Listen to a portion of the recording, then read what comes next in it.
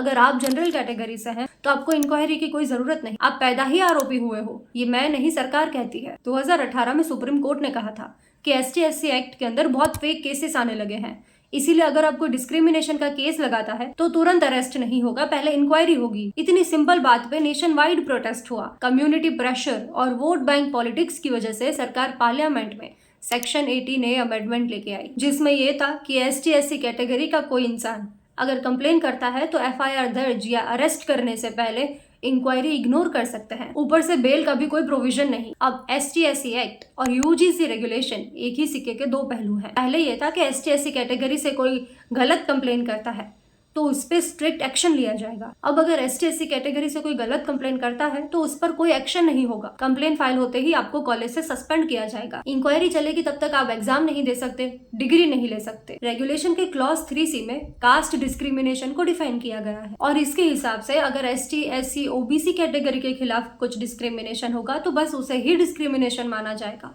तो मतलब general category के बच्चे के साथ कुछ हो तो सरकार का उससे कुछ लेना देना नहीं है। सुप्रीम कोर्ट ने इस पर रोक लगाई है, लेकिन सरकार ने इसे वापस नहीं लिया है।